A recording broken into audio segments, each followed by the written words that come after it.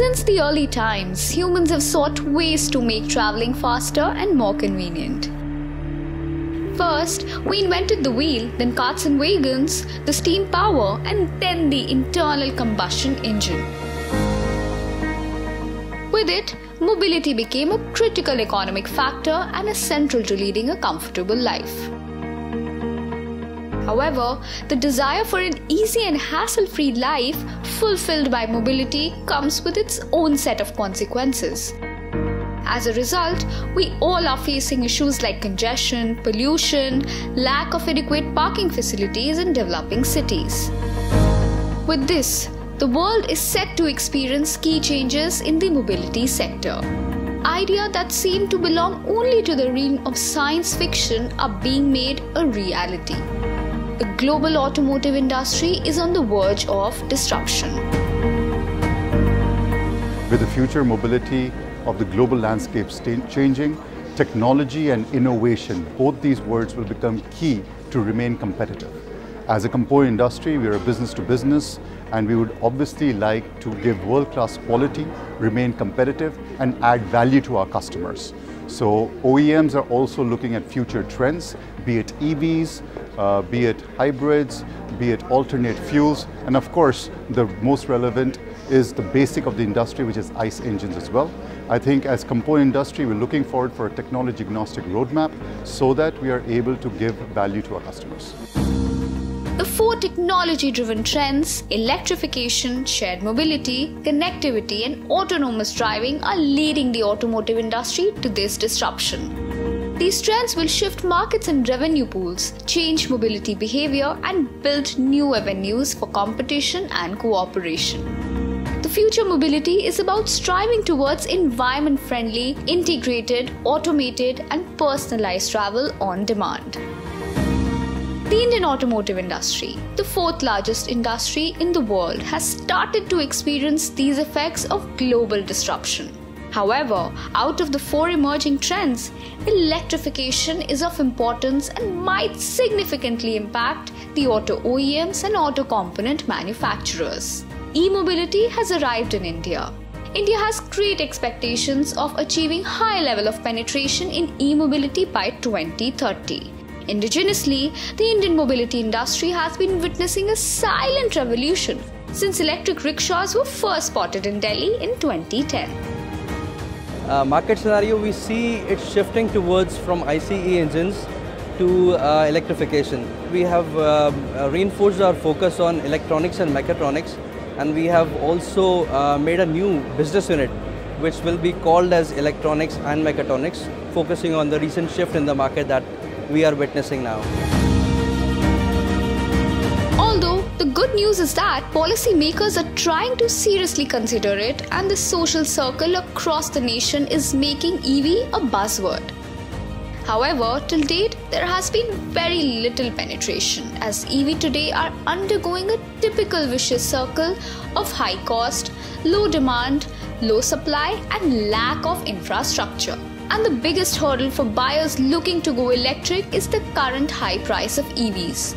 For a buyer who is hesitant to choose a hybrid in favor of the equivalent ICE-only car, that is nearly the 3 times price tag of an EV, is too much of an entry barrier. From government side, there are some initiatives, but I would say it needs to be much more faster so that they can keep in pace with the targets that they have set up to completely convert to electrification. In terms of challenges, if I also talk about electrification, there are startups available who do not have a funding. More than funding, they are also worried about financing. The consumers are not able to take loans and so on. So various challenges which are going on in the market. Also shift to BS6 from April 2020. Again, it brought confusion in the mind of the people. Should I buy a BS4 vehicle or should I wait for a couple of months more? With BS6 being launching, we again see the price being increased about 10-15%. So we really don't know how the sector is going to be and where this dilemma will end. We can hope it ends as soon as possible.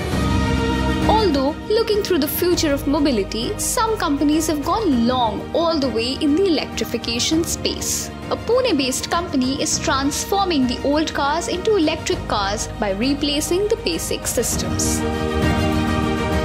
The government of India has been pushing electric mobility to reduce emissions and pollution in metro cities. Now what happens is there are old vehicles where the engine starts becoming older and the emission from the engine becomes much higher. So what we can do is remove the engine, put the electric kit, and the electric kit has absolutely no emission. And you can use the same vehicle because what happens is engine gets older, but the seats and the overall body of the engine, it never affects. So effectively you are utilizing half the resources which are already there and you are saving cost also. So that is where we have developed this kit. In fact, every major car maker are getting into the Electrification Act. So while some domestic players already have EV in their portfolio, other MNC OEMs are also testing and planning to launch their own EVs within the next few years. The EV space will also turn out to be like the proverbial chicken and egg situation, like how it was with the case even with the ICE vehicles, where the cars came first and the roads came later. There is a problem. The way forward for e-mobility in India is that besides the end users or customers, the key stakeholders need to play an integral role. In the near future, e-mobility in India would not be something of luxury, but it would be something necessary for the survival because the pollution levels are alarming. And the only solution is the green sources and transmission of energy. Hence, EVs are inevitable when it comes down to it. So it is better to plan and organize about how the developments are going to occur rather than the dodging change. If we have the first 2 or 3 million on the road in a concentrated way in some cities, the rest 20 million will follow. Now, how to reach the critical mass? That the first 2 million people will not buy it themselves. They can't be forced to buy it also. So that's where the steps are required.